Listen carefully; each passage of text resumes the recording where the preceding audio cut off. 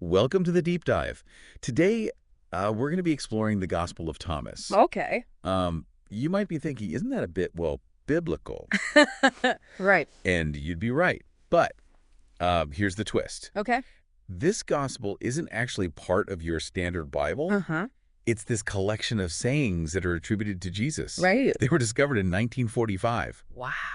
And it's full of these intriguing insights into things like manifestation and consciousness and our own inner power. Yeah, it's really fascinating to consider why this gospel was actually left out of the traditional biblical canon. That's a great point. Some scholars actually think it presents a different perspective on Jesus, Okay. one that emphasizes self-knowledge and a more mystical understanding of the path to salvation. So right off the bat, we're already dealing with a bit of mystery and controversy. Yeah. I'm intrigued.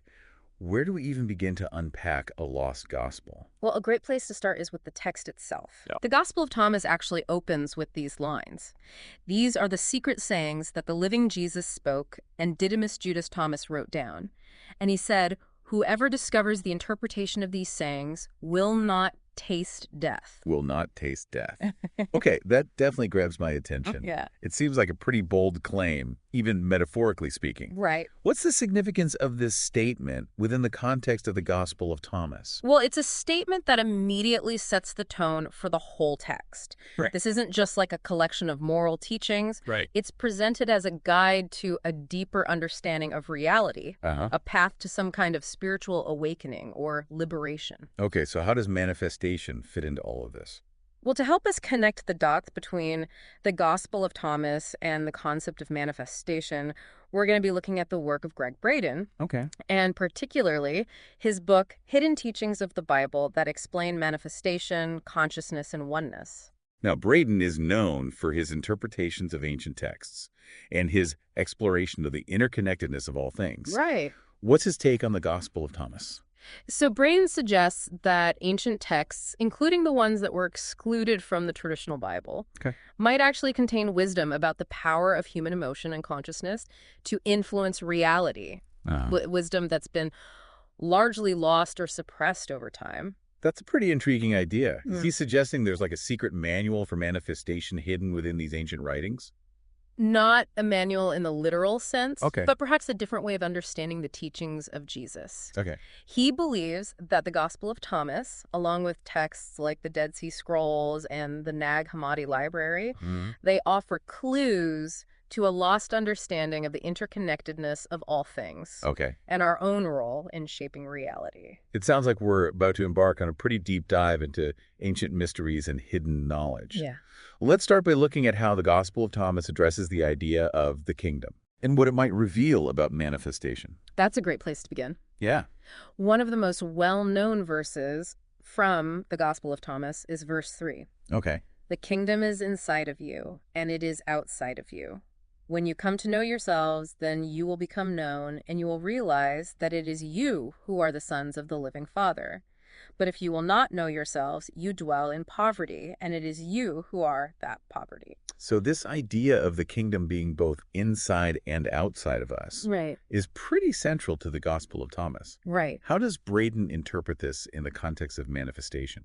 Well, Braden sees this as a key to understanding the power of belief. Okay. He argues that our perception of reality, both internal and external, shapes our experience. Okay. So if we believe in limitations and scarcity, that's what will manifest. Right. But if we recognize the kingdom within the inherent abundance and potential that exists within each of us, Okay. our outer world will reflect that shift in perception. It's not just wishful thinking then. It's about a fundamental change in how we see ourselves and our relationship to the world around us. Exactly. And this idea, inner transformation, is also echoed in verse 27. If you do not fast from the world, you will not find the kingdom of the Father. If you do not observe the Sabbath as a Sabbath, you will not see the Father. Fasting from the world. That sounds a bit intense. Yeah. Is this about literal fasting or something more metaphorical?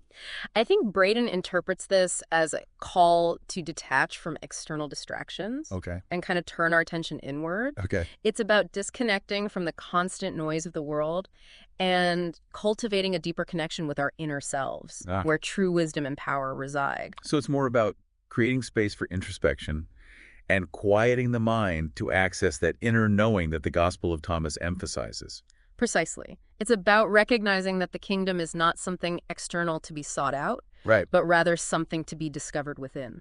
This reminds me of another well-known concept from the Gospel of Thomas, the idea of knowing yourself. Yeah. It's mentioned several times throughout the text, almost like a mantra. Right. What's the significance of this concept in relation to manifestation? Well, knowing yourself is at the heart of the Gnostic tradition, Okay. which heavily influenced early Christianity, including the Gospel of Thomas. Uh-huh. Gnosticism emphasizes the pursuit of mystical knowledge and self-discovery as the path to salvation. So it's not just about knowing facts about yourself, but a deeper understanding of your true nature and your connection to the divine. Exactly. It's about recognizing the divine spark within, that inherent connection to the source of all creation. Okay. And for Braden, this awareness is essential for unlocking the power of manifestation. So how does knowing yourself, recognizing that divine spark, actually translate into manifesting the reality we desire? Well, Braden believes that it comes down to understanding the language of the divine matrix. Now, divine matrix is a term we hear a lot in spiritual circles. What does it actually mean in this context? So for Braden, the divine matrix refers to the interconnected field of energy that underlies all of reality. Okay. It's the source from which everything arises and to which everything returns. Okay, so it's like a universal energy field that connects us all. Right. How do we speak the language of this matrix to manifest our desires? According to Braden, the language of the divine matrix is the language of emotion. Okay.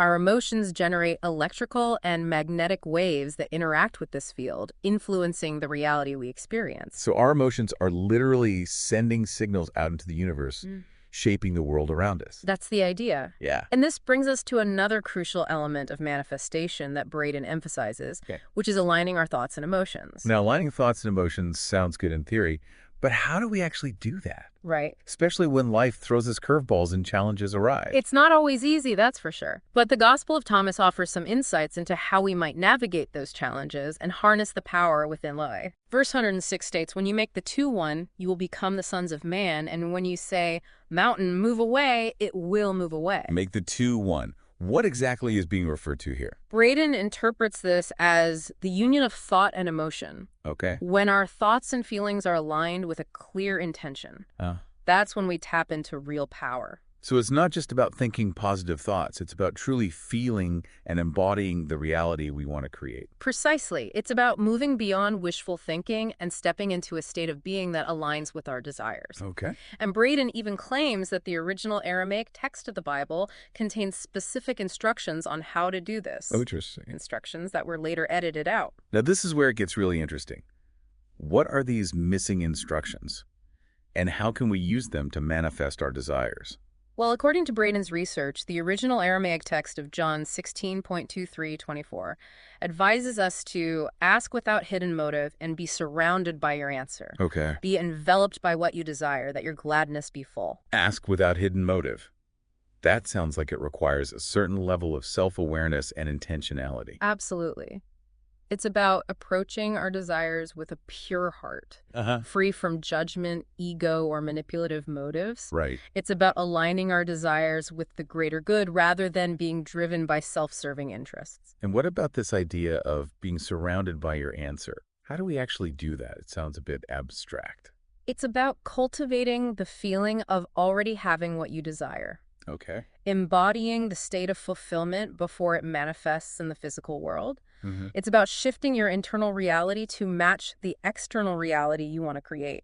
This resonates with what we were talking about earlier, the idea of recognizing the kingdom within. Right. It's not about waiting for something outside of ourselves to change. Exactly. It's about changing our inner landscape to reflect the reality we want to experience. Exactly. It's about recognizing that the power to create our reality lies within us, not in external circumstances. This is a lot to take in. Before we jump ahead, let's pause and reflect on what we've learned so far. Okay. We've talked about the Gospel of Thomas, its connection to manifestation, Right. and the idea of aligning our thoughts and emotions to shape our reality. Yeah. It seems like we're just scratching the surface here. Yeah. What other insights can we glean from this ancient text? Well, absolutely. One of the key themes that kind of runs throughout the Gospel of Thomas is this idea of seeing the world differently. Okay. Shifting our perspective to recognize the divine in everything around us. Okay. This shift in perception is essential for manifestation. Can you give me an example from the text that highlights this idea? Sure. Verse 50 states, Jesus said, "If they say to you, 'Where have you come from?' say to them, 'I have come from the light, the place where the light came into being on its own. It stood and revealed itself in their image.' If they say to you, 'Is it you?' say, 'I am a child, and I am the chosen of the Father.'" Hmm. This idea of coming from the light, the powerful metaphor. Right. What's the significance of this imagery in the context of the Gospel of Thomas? It speaks to our true nature, our Yes. origin from a source of pure consciousness and potential. Okay. Recognizing this inherent connection to the divine is crucial for understanding our own creative power. So it's not just about thinking positive thoughts or setting intentions. Right. It's about aligning ourselves with this deeper truth of who we are, our connection to the source of all creation. That seems to be a recurring theme here. Exactly. And when we tap into that awareness, Uh-huh. we begin to see the world differently. Okay. We recognize the interconnectedness of all things and our own role as co-creators of reality. But how does that actually translate into tangible changes? Does the Gospel of Thomas give any practical guidance on how to apply this awareness to manifest our desires? Yes, it does. Verse 113 states, "The Father's kingdom is spread out upon the earth, and people do not see it." That's a powerful statement. Yeah. It suggests that the abundance we seek, the fulfillment, the kingdom, it's already here all around us, but we're often blinded to it by our limited perception. Exactly. It's like we're walking around with blinders on, Right. focused on the limitations and challenges rather than the infinite possibilities that exist in every moment. So how do we remove those blinders? Yeah. How do we start seeing the world through a different lens, the lens of the kingdom that's already present? Well, it requires a conscious effort to shift our focus, Okay. to cultivate a mindset of gratitude and appreciation for what we already have, and to believe in the possibility of what we desire. It sounds a lot like what we were discussing earlier with Braden, this idea of aligning our thoughts and emotions with the reality we want to experience. Right. It's not just about thinking positive thoughts. Exactly. It's about embodying the feeling of already having what we desire. Yes, and that's where things like meditation, Yeah. visualization, and affirmations can be helpful tools for shifting our internal state and aligning ourselves with the frequency of what we want to attract. It's like we're tuning our inner radio to a different station, Right. one that broadcasts the reality we want to experience. That's a great analogy. Yeah. And the Gospel of Thomas emphasizes this idea of inner transformation as essential for manifesting outward change. It's not about trying to manipulate external circumstances. Right. It's about shifting our inner landscape to reflect the reality we want to create. This makes me think of one of Braden's more controversial examples, the story of practitioners using the power of feeling to heal a cancerous tumor. Okay. Can you tell me more about that and how it relates to the principles we're discussing? Yes, it's an example that sparked a lot of debate and skepticism. Right. Braden describes a group of practitioners trained in these ancient healing techniques Okay. who were able to heal a woman's tumor by focusing on the feeling of her being completely healed. So they weren't using any physical interventions or medical procedures. They were simply focusing on the feeling of her being healthy. Exactly. They believed that by aligning their thoughts and emotions with the outcome they desired, they could influence the energy field around the woman and trigger a healing response. It sounds like a radical concept, but it also aligns with what we've been talking about, this idea that our thoughts and emotions have a powerful impact on our reality. Absolutely. And Braden emphasizes that these practitioners approached the situation with a sense of unconditional acceptance. Yeah, okay. They didn't deny the reality of the tumor, but they also didn't give it power by labeling it as bad or wrong. Right. They simply acknowledged its presence and then shifted their focus to the desired outcome. So it's not about ignoring the challenges or pretending they don't exist. Yeah. It's about choosing to focus on the solution, the reality we want to create, and aligning our energy with that outcome. Precisely. And that requires a deep level of faith and trust in the power of the unseen, something that the Gospel of Thomas also emphasizes. Braden draws parallels between this healing example and the world of martial arts. Can you explain that connection? Think about a skilled martial artist breaking a concrete block with their bare hand.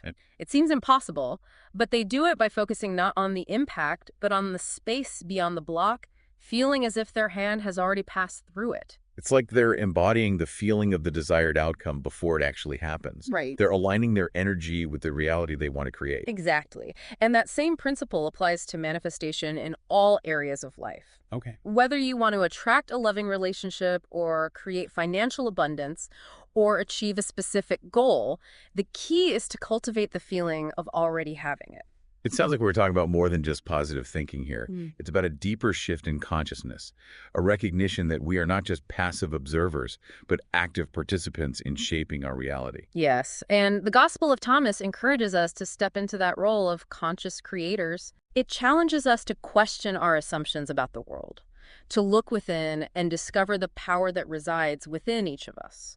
So what are some practical steps we can take to start applying these principles in our own lives? How do we move beyond theory and start manifesting tangible changes? That's the million-dollar question, isn't it? It is. And while the Gospel of Thomas doesn't offer us like a step-by-step guide, Right. it does provide some valuable insights into the process of inner transformation, Okay. which is where manifestation really begins. We talked earlier about fasting from the world as a way to kind of detach from distractions Yeah. and cultivate a deeper connection with our inner selves. Right. Are there other practices or principles from the Gospel of Thomas that can help us in this journey of inner transformation? Yes, one that comes to mind is the emphasis on non-judgment. Okay. Throughout the Gospel of Thomas, there's this consistent message of acceptance and compassion, Oh, even in the face of adversity. is there a particular verse that speaks to this idea of non-judgment? Verse 44 is a good example. It states, Jesus said, "Let him who has become wealthy reign, and let him who has power renounce it." That seems a bit paradoxical. Yeah. How does renouncing power relate to becoming wealthy, at least in the metaphorical sense of achieving abundance and fulfillment? Well, it's about detaching from the ego's need for control Yeah. and surrendering to a higher power, a power that resides within us but is not driven by egoic desires. So it's not about becoming powerless, but rather about accessing a different kind of power, Right. one that's not rooted in external validation or material possessions. Exactly. It's about recognizing that true power lies in our ability to choose our thoughts, cultivate positive emotions, and align ourselves with the flow of the divine matrix. This reminds me of what Braden said about asking without hidden motive, Right. approaching our desires with a pure heart, free from judgment or ego-driven agendas. Mm. It seems like non-judgment is key to aligning ourselves with this deeper power within. Absolutely. And when we can release the need to judge ourselves and others, we create space for compassion and acceptance, which are essential for manifestation. It's like judgment creates resistance, while acceptance creates flow. That's a great way to put it. Judgment creates a sense of separation, Right. both from ourselves and from the universe. Yeah. But when we embrace acceptance, we tap into the interconnectedness of all things, allowing the energy of the divine matrix to flow through us. This is starting to paint a clearer picture of how these principles from the Gospel of Thomas can be applied to create real change. But it still feels a bit like a puzzle with all these different pieces: non-judgment, fasting from the world, aligning thoughts and emotions, recognizing the kingdom within. How do we put it all together? Well, it's not about mastering a formula or following a rigid set of rules. Okay. It's about a continuous process of self-discovery and transformation, Uh-huh. a willingness to experiment and see what works for you. So it's more about the journey than the destination. Exactly. Mhm. And the Gospel of Thomas encourages us to approach this journey with a sense of curiosity, openness, and childlike wonder. Remember verse 50 where Jesus says, "If they say to you, 'Is it you?' say, 'I am a child, and I am the chosen of the Father.'" That verse always resonated with me. Yeah. It's like a reminder to approach life with a sense of playfulness and openness to new possibilities, Right. to embrace the unknown rather than fearing it. And that's really the essence of manifestation, isn't it? Yeah. It's about trusting in the process even when we don't fully understand it, Uh-huh. and allowing ourselves to be guided by a power that's greater than our limited human understanding. This has been an incredible deep dive into the Gospel of Thomas and its connection to manifestation. It's challenged me to think differently about my own beliefs and how I approach the process of creating the life I desire. I'm glad to hear that. Yeah. And remember, this is just the beginning of your exploration. Okay. The Gospel of Thomas is a text that invites multiple readings and interpretations. Right. As you continue to study it and experiment with these principles, you'll likely uncover even deeper layers of meaning and insight. What a powerful reminder that the journey of self-discovery is ongoing. So to all our listeners out there, keep exploring, keep questioning, and keep diving deep into the mysteries of your own inner power. And who knows, you might just stumble upon a few hidden treasures along the way. Until next time, keep searching, keep learning, and keep growing.